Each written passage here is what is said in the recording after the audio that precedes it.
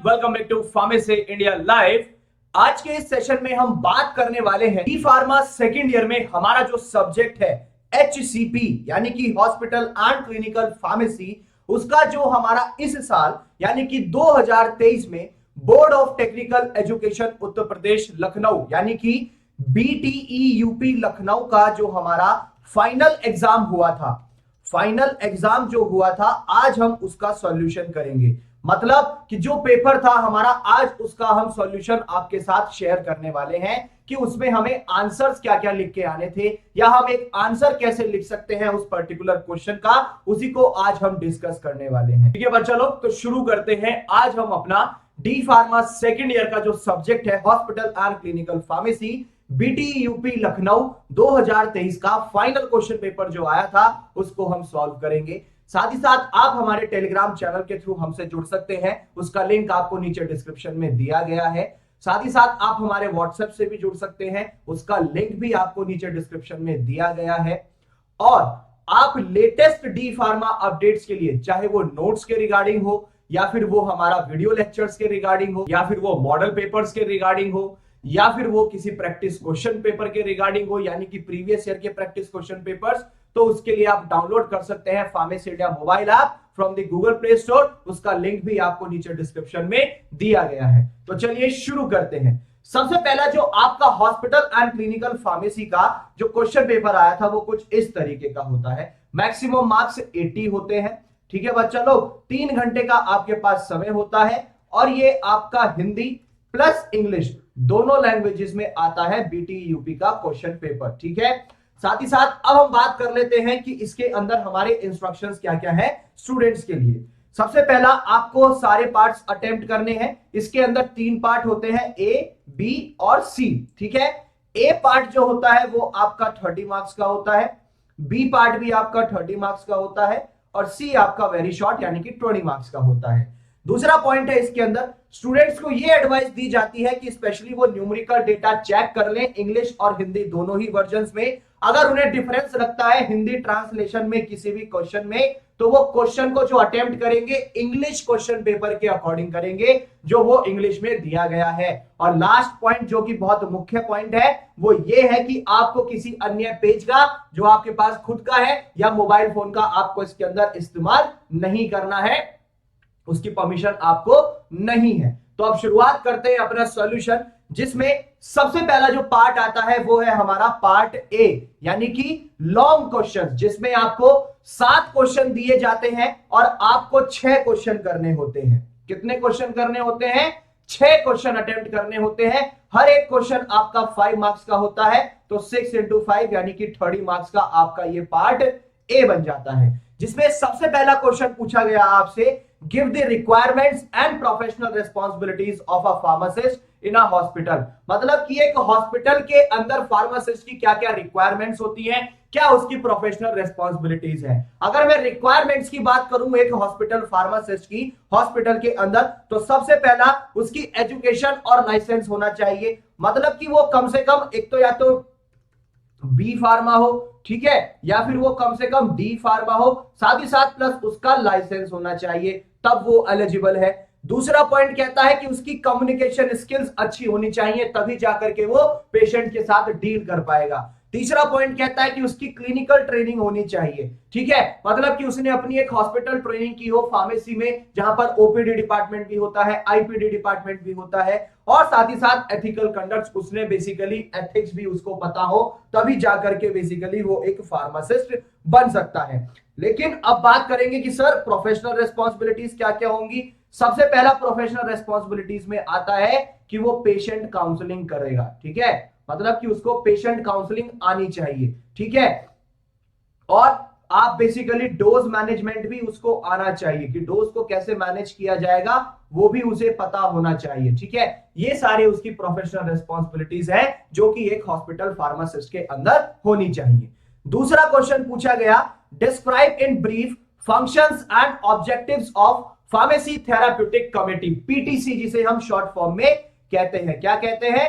PTC। इसके फंक्शंस और ऑब्जेक्टिव्स क्या क्या है। अगर मैं इसके फंक्शंस यानी कि रोल्स और ऑब्जेक्टिव्स की बात करूं तो इसके 2 रोल्स बनते हैं, यानी कि 2 इसके मेन ऑब्जेक्टिव है। सबसे पहला एडवाइजरी ऑब्जेक्टिव, मतलब कि हॉस्पिटल के अंदर क्या क्या पॉलिसीज फ्रेम होनी है वो बनाना, उनको चेंज करना, मॉडिफाई करना, वो काम होता है। साथ ही साथ डोज सिलेक्शन, जो डोज दी जानी है, यानी कि एक तरीके से ड्रग सिलेक्शन जो होगा थेराप्यूटिक यूज के लिए, वो क्या रहेगा, वो भी काम करते हैं कौन, ये हमारा PTC pharmacy therapeutic committee. Next आता है इसके अंदर एजुकेशनल ऑब्जेक्टिव्स। एजुकेशनल ऑब्जेक्टिव्स में मतलब कि जो भी एडवर्स इफेक्ट होते हैं उन सबको नोट करना, ठीक है। एडवर्स इफेक्ट जो आते हैं पर्टिकुलर ड्रग से, उन सब के ऊपर कार्य करना, उन सबको रिपोर्ट कराना, ये सब काम किसका है, पीटीसी का होता है एक हॉस्पिटल के अंदर। आगे चलते हैं, थर्ड क्वेश्चन आता है what is inventory control, give importance of inventory control. अब इन्वेंट्री कंट्रोल क्या होता है और उसकी विशेषताएं क्या होती हैं। सबसे पहला आता है इन्वेंट्री कंट्रोल का मतलब कि एक सिस्टमैटिक मैनेजमेंट या फिर जो हमारा सामान है उसका स्टॉक रखना, गुड्स का स्टॉक रखना। अब उसके अंदर हमारी मेडिकेशंस भी आती हैं, मेडिकल सप्लाईज भी आती हैं, पूरा एक ऑर्गेनाइजेशन के अंदर ही या फिर उस पर्टिकुलर बिजनेस के अंदर ही वो ही हमारा इन्वेंट्री कंट्रोल माना जाता है। अगर मैं बात करूं इसकी इंपॉर्टेंस क्या क्या होती है, इसकी विशेषताएं क्या है, महत्वपूर्णता क्या है।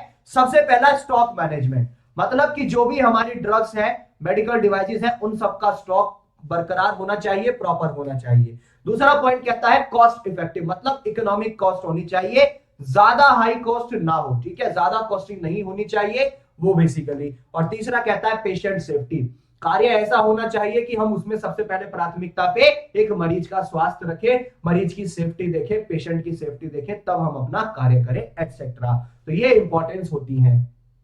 अब चौथा क्वेश्चन कहता है describe the applications of computer in hospital pharmacy practice. अब कंप्यूटर्स का क्या रोल है, क्यों उन्हें इस्तेमाल किया जाता है एक हॉस्पिटल फार्मेसी प्रैक्टिस में, उसके बारे में बात करते हैं। तो सबसे पहले अगर मैं बताऊं आपको कि एप्लीकेशंस क्या क्या है कंप्यूटर की हॉस्पिटल फार्मेसी प्रैक्टिस में, तो सबसे पहला पॉइंट आता है इन्वेंट्री मैनेजमेंट। इन्वेंट्री मैनेजमेंट मतलब कि पूरा स्टॉक हम मैनेज कर सकते हैं, कॉस्ट इफेक्टिव कर सकते हैं एटसेट्रा, ये सब हमारा कंप्यूटर्स बहुत मदद कर सकते हैं। दूसरा आता है प्रिस्क्रिप्शन मैनेजमेंट। अब मैनुअली तो हम इतने सारे प्रिस्क्रिप्शंस को मैनेज नहीं कर सकते, अगर डेटा हमारा कंप्यूटर में स्टोर रहेगा तो प्रिस्क्रिप्शन मैनेजमेंट भी हो जाएगा। तीसरा कहता है पेशेंट डेटा रिकॉर्ड, हम मैनुअली पेशेंट का डेटा रिकॉर्ड भी नहीं रख सकते, मतलब कि पर्टिकुलर पेशेंट का क्या हिस्ट्री रहा है, क्या उसका डेटा है, वो हम एक्चुअल में नहीं कर सकते हैं। लेकिन अगर कंप्यूटर्स की एप्लीकेशंस यूज की जा रही हैं, कंप्यूटर यूज किया जा रहा है, तो हम बहुत आसानी से डेटा को रिकॉर्ड करके रख सकते हैं। और साथ ही साथ एक क्लिनिकल डिसीजन सपोर्ट भी मिलता है जब हम कंप्यूटर्स को यूज करते हैं, इनका इस्तेमाल करते हैं। तो और भी कई सारे इनके यूजेस हैं, इस्तेमाल होते हैं। अब पांचवा क्वेश्चन जो आया था वो था define clinical pharmacy, describe the scope of clinical pharmacy. अब क्लिनिकल फार्मेसी क्या होता है, क्लिनिकल फार्मेसी एक हमारा स्पेशलाइज्ड एरिया है फार्मेसी प्रैक्टिस में, जिसके अंदर डायरेक्ट पेशेंट केयर आता है, मतलब कि जहां पे पेशेंट की जो देखभाल है वो हम डायरेक्टली करते हैं, और जो फार्मास्यूटिकल केयर सर्विसेज होती हैं वो उसको पहुंचाना, साथ ही साथ एक हेल्थ केयर सेटिंग के साथ, मतलब कि उसके स्वास्थ्य का ध्यान रखा जाता है हर एक चीज के साथ। क्लिनिकल फार्मासिस्ट जो है बेसिकली दूसरे हेल्थ केयर प्रोफेशनल्स के साथ मिलकर के काम करते हैं। उनका मेन एम जो है, ऑब्जेक्टिव जो है वो यही है कि एक ड्रग थेरेपी हम बेस्ट कौन सी दे सकते हैं और पेशेंट को कैसे इंप्रूव कर सकते हैं, उसके आउटकम्स को उस पे कार्य करते हैं। ठीक है, स्कोप्स आप इसी से समझ जाएंगे। अब आते हैं नेक्स्ट क्वेश्चन पे, जो कि था right about medication history of the patient. अब मेडिकेशन हिस्ट्री क्या होती है पेशेंट की, उसके बारे में बताना है। मेडिकेशन हिस्ट्री कहती है कि जो एक रिकॉर्ड है पेशेंट का पास्ट, मतलब कि उसका जो बीत गया है, बीत काल जो है उसका बेसिकली, ठीक है, भूतकाल जिसे हम कह देते हैं, और करंट मेडिकेशन क्या क्या उसकी चल रही है, उसके अंदर आपका प्रिस्क्रिप्शन मेडिकेशंस आ जाते हैं, ओवर द काउंटर ड्रग्स आ जाते हैं, ओटीसी ड्रग्स जिनके लिए प्रिस्क्रिप्शन की रिक्वायरमेंट नहीं होती, कोई हर्बल प्रोडक्ट्स ले रहा हो तो वो सप्लीमेंट्स, कोई विटामिन ले रहा हो, या फिर कोई दूसरे अदर सब्सटेंसेस जो एक थेराप्यूटिक पर्पस से ले रहा हो, वो सब बेसिकली हम जो है उससे पूछते हैं, उसका पूरा रिकॉर्ड लिखते हैं, पास्ट में क्या क्या उसे हुआ है, कौन सी दवाइयां इस्तेमाल करी हैं, प्रिस्क्रिप्शंस कितने हैं, कौन कौन सी दवाइयां उनमें लिखी हुई हैं, प्रेजेंट में क्या चल रहा है, क्या बीमारी है, कौन कौन सी दवाएं इस्तेमाल करते हैं, कौन से घरेलू उत्पाद इस्तेमाल करते हैं, हर्बल प्रोडक्ट्स कौन से यूज करते हैं एटसेट्रा, वो सब बेसिकली इसके अंदर डेटा में मेंशन किया जाता है। और लास्ट क्वेश्चन जो आया, 7th question, explain various strategies to minimise medication errors. तो अब बेसिकली इसको मिनिमाइज करने के लिए सबसे पहला अगर मैं बात करूं मेडिकेशन एरर को कैसे हम मिनिमाइज कर सकते हैं, मतलब प्रिवेंट कर सकते हैं, सबसे पहला पॉइंट है राइट पेशेंट, मतलब कि सही पेशेंट हमें देखना है। दूसरा राइट ड्रग, जो पेशेंट है उसको सही दवा भी दी जानी चाहिए।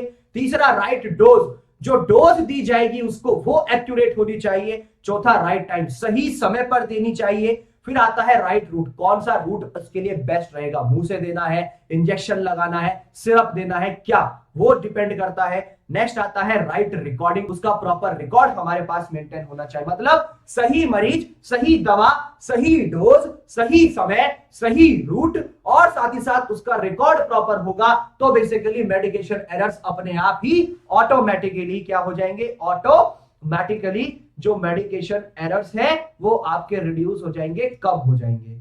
आगे चलते हैं, अब बात आ जाती है पार्ट बी पे, जो कि है आपका शॉर्ट क्वेश्चन। इसके अंदर टोटल क्वेश्चंस आपके 11 आते हैं, हर एक क्वेश्चन आपका 3 नंबर का होता है, 10 आपको करने होते हैं, यानी कि 10 into 3 30 मार्क्स। ये पार्ट भी आपका 30 मार्क्स का होता है। सबसे पहला क्वेश्चन आया, right the difference in between hospital pharmacy and community pharmacy.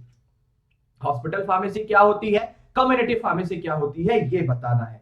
Hospital pharmacy हमारी एक स्पेशलाइज्ड फार्मेसी है जो कि हॉस्पिटल्स के अंदर या मेडिकल सेंटर्स के अंदर होती है, जो कि आपको फार्मास्यूटिकल सर्विसेज प्रोवाइड करती है पेशेंट्स को जो कि हॉस्पिटल के अंदर एडमिट हो जाते हैं, और ये 24/7 वर्क करती है। ठीक है, अगर मैं कम्युनिटी फार्मेसी की बात करूं तो इसे हम रिटेल फार्मेसी या फिर नेबरहुड फार्मेसी भी कहते हैं, जो हमारे कॉलोनीज में या हमारे गली मोहल्ले में भी होती हैं। एक हेल्थ केयर फैसिलिटी प्रोवाइड करते हैं ये फार्मास्यूटिकल सर्विसेज को, और साथ ही साथ डायरेक्टली एक जनरल पब्लिक को कम्युनिटी सेटिंग कैसे की जा सकती है, मतलब कि जो भी उनकी जनरल रिक्वायरमेंट्स होती हैं वो सब बेसिक नीड्स पूरी करते हैं, जो कि ये हमारे कम्युनिटी फार्मेसी होती है। तो इन दोनों में ये डिफरेंस होता है, एक हॉस्पिटल के अंदर और एक फार्मेसी जो हमारे गली मोहल्ले में और डॉक्टर्स के बराबर में होती है, हमारे गली के बाहर, कॉलोनीज के बाहर, सोसाइटीज के बाहर, एटसेट्रा। अब आते हैं सेकंड क्वेश्चन पे, जो कि है write a note on hospital pharmacy standards, FIP Basel standards, मतलब हॉस्पिटल फार्मेसी स्टैंडर्ड्स क्या होते हैं वो हमें बताना है। हॉस्पिटल फार्मेसी स्टैंडर्ड्स जो है बेसिकली ये हमारे स्टैंडर्ड्स माने जाते हैं गुड फार्मेसी प्रैक्टिसेस के हॉस्पिटल के अंदर, जैसे FIP यानी कि इंटरनेशनल फार्मास्यूटिकल फेडरेशन, जिसे हम बेसल स्टेटमेंट्स भी कहते हैं, और दूसरा आता है ASHP यानी कि American society of health system pharmacy. ये हमारे एक हॉस्पिटल फार्मेसी के स्टैंडर्ड्स होते हैं, जो कि ये 2 स्टैंडर्ड्स माने जाते हैं।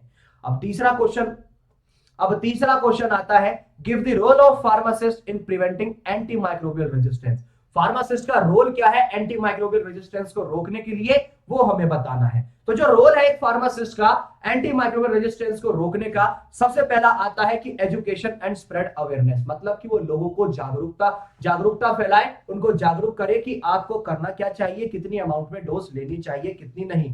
पेशेंट काउंसलिंग करे, पेशेंट्स को काउंसिल करे, उनको समझाए कि आपको बेसिकली करना क्या चाहिए, एक्चुअल में क्या खाना है, क्या नहीं खाना है, ये सब। साथ ही साथ में रिव्यूइंग और मॉनिटरिंग प्रिस्क्रिप्शंस, उनके हर समय पर उनके जो प्रिस्क्रिप्शंस है उनको मॉनिटर करे, उनको रिव्यू करे कि एक्चुअल में ठीक है भी या नहीं, दवाइयां जो कंडीशन है इनकी उसके अनुसार डॉक्टर ने लिखी या नहीं, इनकी बॉडी को नीड है या नहीं।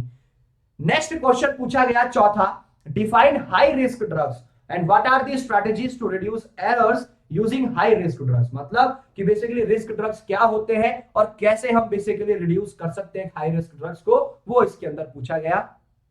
सबसे पहला अगर मैं बात करूं, जो हाई रिस्क ड्रग्स होते हैं उनको कहा जाता है कि एक सबसे ज्यादा एक पोज जो है बेसिकली ये है कि ग्रेटर पोटेंशियल आ जाता है, जिसकी वजह से पेशेंट्स की जान पे खतरा भी बन जाता है अगर वो एप्रोप्रिएटली यानी कि सही तरीके से इस्तेमाल नहीं करते, यानी कि जो एक प्रॉपर मैनर है वो यूज नहीं करते हैं। तो ये ड्रग्स जो है बेसिकली इनकी कुछ कैरेक्टरिस्टिक्स होती हैं, जैसे उनका जो थेराप्यूटिक इंडेक्स है वो बहुत कम होगा, कॉम्प्लेक्स डोजेस रेजिमेंट्स होंगे, सिग्निफिकेंट साइड इफेक्ट्स भी होंगे, केमिकल रिएक्शंस भी हो सकते हैं बॉडी के अंदर और रिएक्शंस हो सकते हैं, एटसेट्रा। ये सब हमारी हाई रिस्क ड्रग्स होती हैं। नेक्स्ट क्वेश्चन पूछा गया, right a note on disposal of narcotic drugs. Narcotic drugs के डिस्पोजल पे हमें बेसिकली एक नोट लिखना है। तो अगर मैं बात करूं इसके डिस्पोजल पे नारकोटिक्स के ऊपर, सबसे पहला आता है डॉक्टर्स ऑर्डर फॉर एडमिनिस्ट्रेशन, मतलब कि डॉक्टर का एडमिनिस्ट्रेशन, डॉक्टर का ऑर्डर बहुत जरूरी है, तभी जो है बेसिकली डोज लगाई जाएगी एक पेशेंट को। दूसरा आता है ordering of ward stock from pharmacy, मतलब कि वार्ड के अंदर वो स्टॉक आना चाहिए, तो उसके लिए भी ऑर्डर देगा कौन? एक डॉक्टर देगा, तभी फार्मेसी से वो आएगा।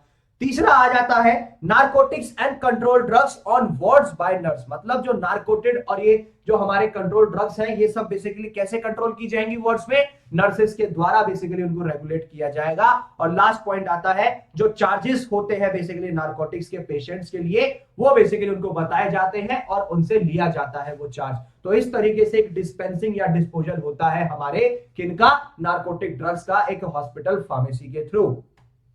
अब नेक्स्ट क्वेश्चन पूछा गया 6th, write a note on distribution of drugs to ICCU, ICU, NICU, emergency wards. तो इसके लिए जो हमारा आंसर रहेगा वो ये रहेगा, बेसिकली जो डिस्ट्रीब्यूशन होता है ड्रग्स का हमारी इमरजेंसी वार्ड्स में, एक है आईसीसीयू यानी कि इंटेंसिव कोरोनरी केयर यूनिट, दूसरा है आईसीयू यानी कि इंटेंसिव केयर यूनिट, तीसरा है एनआईसीयू यानी कि नियोनेटल इंटेंसिव केयर यूनिट। तो जो डिस्ट्रीब्यूशन होता है इमरजेंसी के टाइम पे, कुछ हम जो है बेसिकली अपनी इमरजेंसी ड्रग्स को हम बेसिकली स्टार मार्क करके रख देते हैं बॉक्सेस पे कि जब भी जरूरत पड़ेगी हम तुरंत उनको जो है बेसिकली ड्रग्स को यूज कर सके, और रेडिली हम जो है बेसिकली एकदम से तुरंत इनको सप्लाई भी कर सके बेड साइड पे पेशेंट के। तो इस तरीके से डिस्ट्रीब्यूशन होता है, मतलब कि आप कहते हैं कि जो भी ड्रग्स है, मेडिकल डिवाइसेस है, उन सबको इस तरीके से रखा जाता है, कुछ स्पेशल कोड्स दे दिए जाते हैं, जैसे स्टार मार्क कर दिया जाता है और कोई अन्य कोड दे दिया जाता है कि जब भी जरूरत पड़ेगी एक मरीज को हम तुरंत से उसको दे देंगे।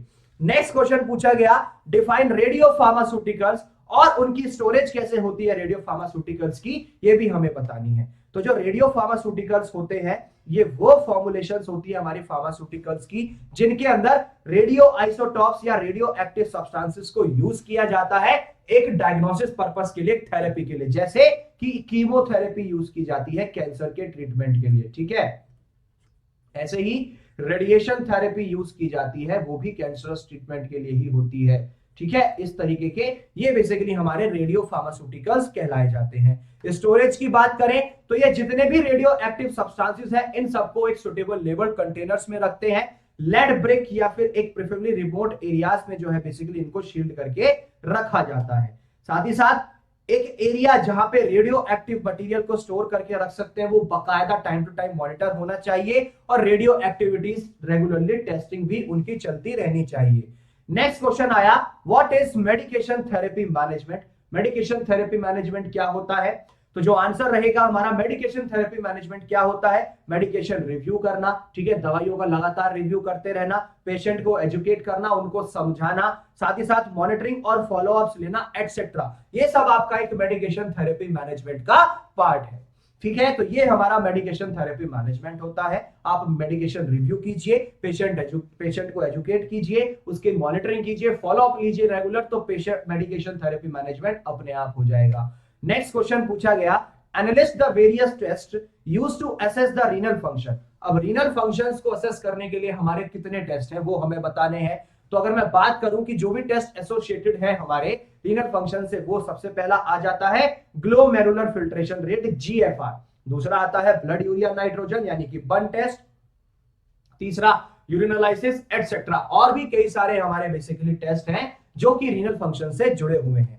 नेक्स्ट क्वेश्चन आया, what are the steps involved in general treatment of poison. एक जो हम जनरल ट्रीटमेंट करते हैं पॉइजन का, तो उसमें कौन कौन से स्टेप्स इन्वॉल्व किए जाते हैं? तो जो स्टेप्स इन्वॉल्व हैं जनरल ट्रीटमेंट में पॉइजन के, वो है सबसे पहला पॉइजन को आइडेंटिफाई करना, कौन सा जहर उसके अंदर फैला है। दूसरा, आगे ना फैले उससे हमें जो है बेसिकली रोकना, उसके लिए प्रिवेंटिव मेजर्स लेना। तीसरा, सपोर्टिव केयर एटसेट्रा, एंटीडोट्स का इस्तेमाल करना जो बेसिकली इन ड्रग्स के अगेंस्ट यूज किए जाते हैं एटसेट्रा। ये जनरली हमारे स्टेप्स होते हैं जो कि एक हम ट्रीटमेंट में यूज करते हैं पॉइजन के। नेक्स्ट क्वेश्चन पूछा गया, right the clinical significance of drug interactions. अब क्लिनिकल सिग्निफिकेंस क्या होंगे ड्रग इंटरेक्शंस के, वो हमें बताने हैं। तो सबसे पहला जो हमारा बेसिकली इसके अंदर क्लिनिकल सिग्निफिकेंस आता है ड्रग इंटरेक्शन का, वो है एफिकेसी और थेराप्यूटिक इफेक्ट्स। ये सबसे पहले हमें देखना होता है, ठीक है। दूसरा हुआ एडवर्स इफेक्ट और साइड इफेक्ट्स। दोनों में अंतर होता है। साइड इफेक्ट जो आमतौर पर हमें जैसे खांसी जुकाम बुखार हो जाता है, एडवर्स इफेक्ट स्किन में एलर्जी हो गई, दाने पड़ने लगे, ठीक है, सीवियर कोई हमारा ऑर्गन डैमेज होने लगा, ये एडवर्स इफेक्ट होता है। तीसरा आ जाता है drug metabolism and bio availability, ठीक है, एटसेट्रा। ये सब हमारे क्लिनिकल सिग्निफिकेंसेस होते हैं। तो हमने पार्ट ए जो कि 30 मार्क्स का था लॉन्ग क्वेश्चन वो भी डिस्कस कर लिया है, पार्ट बी जो कि शॉर्ट क्वेश्चंस का था 30 मार्क्स का वो भी डिस्कस कर लिया है। अब हम बात करते हैं कि जो हमारा पार्ट सी है ऑब्जेक्टिव टाइप क्वेश्चंस, इसमें 20 क्वेश्चन आते हैं, हर एक क्वेश्चन 1 नंबर का होता है, 20 नंबर का आपका बेसिकली ये क्या होता है, ये वाला पार्ट सी होता है जिसमें एमसीक्यूज फिलअप्स आते हैं। क्वेश्चन पूछा गया number of pharmacist required for 200 bed hospital, 200 bed के हॉस्पिटल के लिए कितने फार्मासिस्ट की रिक्वायरमेंट होगी? ऑप्शंस है 15, 8, 10 या फिर 20 and the right answer is 8 pharmacist चाहिए होते हैं हमें 200 बेड के हॉस्पिटल में। दूसरा क्वेश्चन है लार्ज हॉस्पिटल है, एक लार्ज यानी कि बड़े हॉस्पिटल में कितने बेड होंगे? 1000 या उससे ज्यादा, 500 से 1000 के बीच में, 100 से 500 के बीच में या फिर 100 से come and the right answer is 1000 या फिर उससे ज्यादा, ये आपका बड़ा हॉस्पिटल कहलाता है। अब बात कर लेते हैं minimum area required for hospital pharmacy is, कम से कम एक एरिया कितना चाहिए हॉस्पिटल फार्मेसी के लिए? 100 स्क्वायर फीट, 200 स्क्वायर फीट, 250 या फिर 400 and the right answer is 200 square feet, ठीक है, मिनिमम आपके पास 200 स्क्वायर फीट एरिया होना चाहिए। नेक्स्ट क्वेश्चन था universal antidote content, universal antidote के अंदर क्या होता है? Magnesium oxide, tannic acid, charcoal या फिर all of the above and the right answer is charcoal. एक यूनिवर्सल एंटीडोट के अंदर चारकोल प्रेजेंट होता है। नेक्स्ट क्वेश्चन पूछा गया presence of protein in urine is known as, urine के अंदर प्रोटीन की प्रेजेंस है तो वो क्या कहलाएगा? ग्लाइकोसूरिया या फिर proteinuria and the right answer is proteinuria, basically ये कहलाता है। फिर क्वेश्चन था pharmacist are associated with, pharmacist किन के साथ जुड़े हुए होते हैं? डिजीज के डायग्नोसिस में या फिर ड्रग्स के डिस्पेंसिंग में and the right answer is drugs के डिस्पेंसिंग में, डिस्पेंसिंग ऑफ ड्रग्स में। Total number of copies of purchase order prepared are, जो टोटल नंबर ऑफ कॉपीज है हमारी परचेज ऑर्डर की वो कितने से कम प्रिपेयर होती हैं? 5 कॉपीज से, 6 कॉपीज से, 7 से या फिर 9 से and the right answer is basically आपका ऑप्शन नंबर ए यानी कि 5 होती हैं। फिर था cold storage temperature is, cold storage temperature कितना होगा? 2 से 8 डिग्री सेल्सियस, 10 से 14 डिग्री सेल्सियस, 15 से 18 डिग्री सेल्सियस या फिर none and the right answer is 2 से 8 डिग्री सेल्सियस। नेक्स्ट क्वेश्चन पूछा गया dash is the activity required by the organisation to deliver goods और सर्विसेज टू द कंज्यूमर, एक ऐसी एक्टिविटी जो कि एक ऑर्गेनाइजेशन के द्वारा डिलीवर की जाती है अपनी गुड्स, सामान या फिर सर्विसेज को लेकर के कंज्यूमर के पास, तो वो सप्लाई चेन है, कोल्ड चेन है। The right answer is supply chain. Next question था the patients who came to the hospital with general symptoms like fever, cough and cold are known as, जो patient एक hospitals के अंदर आते हैं आम सिम्टम्स को लेकर के, आम लक्षण जैसे बुखार खांसी जुकाम के, तो वो जनरल आउट पेशेंट कहलाते हैं या inpatient and the right answer is general out patient.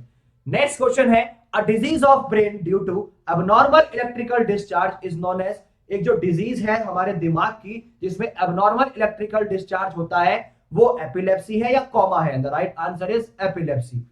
Next question है अगर हार्ट रेट हमारा इंक्रीज हो जाता है तो वो ब्रेडिकार्डिया है या tachycardia, the right answer is tachycardia. Next question पूछा गया ऐसा कौन सा टेस्ट है जो कि वाइट पिगमेंट्स के डिटेक्शन में काम करेगा? Lipid panel, Fouchet's, pulmonary function या फिर renal function and the right answer is Fouchet's test. Next question है 6 minute walk test is a, 6 minute का वॉक टेस्ट क्या है? फ्लूइड डेप्रिवेशन है, पल्मोनरी फंक्शन टेस्ट है, फॉशेट टेस्ट है या फिर मॉडिफाइड मेलिन्स टेस्ट है and the right answer is pulmonary function test. BAL is known as, BAL को क्या कहते हैं? डाइमरकैप्रोल, डेस्फेरिएक्सिम, nalorphine, sodium nitrite and the right answer is dimercaprol, ठीक है। नेक्स्ट क्वेश्चन था which type of poison is not known then dash antidote is use, मतलब ऐसा कौन सा टाइप का पॉइजन हमारे लिए नोन नहीं है लेकिन एक कंपेयर करें अगर एंटीडोट उसमें यूज किया जा रहा है, फिजियोलॉजिकल में, केमिकल में, मैकेनिकल में या universal and the right answer is mechanical antidote जो यूज किया जाता है उसके लिए हमें कोई ऐसा पॉइजन पता नहीं है किसकी वजह से है। नेक्स्ट क्वेश्चन है प्रिस्क्रिप्शन जो है शेड्यूल 2 और शेड्यूल 3 का कंट्रोल ड्रग्स के लिए वो वैलिड है कितने दिन के लिए?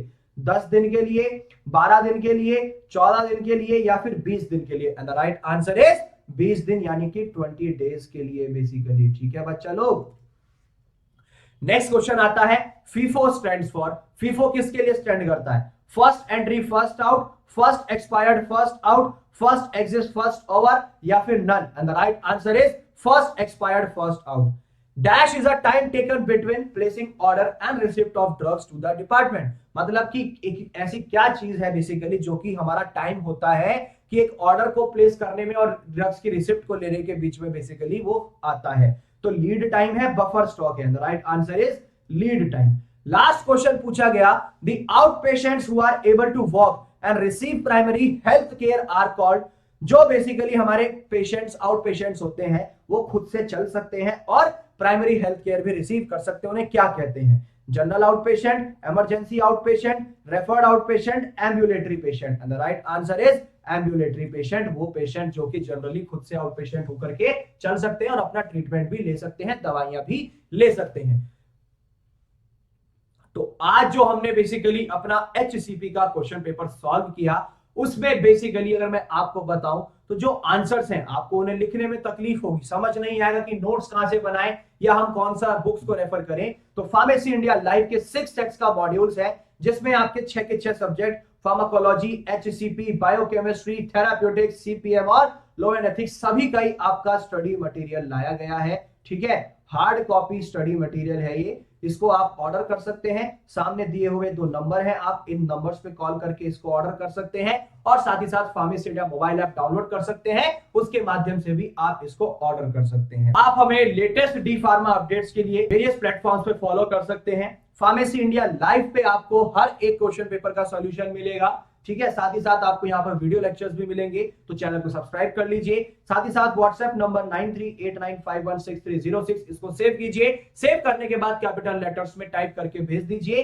डीपी इंडिया, तो आप तक लेटेस्ट डी फार्मा अपडेट्स पहुंचते रहेंगे और इसके माध्यम से भी आप हमारे साथ कनेक्ट कर सकते हैं और वो 6 सेट का आप जो है हार्ड कॉपी स्टडी मटेरियल भी ऑर्डर कर सकते हैं। सामने क्यूआर कोड विजिबल होगा, टेलीग्राम चैनल का बेसिकली एक क्यूआर है, इसको स्कैन करके भी जुड़ सकते हैं और साथ ही साथ आपको यूट्यूब, व्हाट्सएप और टेलीग्राम्स के लिंक्स जो है आपको डिस्क्रिप्शन में मिल जाएंगे, उसके माध्यम से भी आप हमारे साथ जुड़ सकते हैं। तो इसी तरीके की मोर अपडेट्स के लिए बने रहे फार्मेसी इंडिया लाइव के साथ। और डरने की है क्या बात जब फार्मेसी इंडिया लाइव है आपके साथ।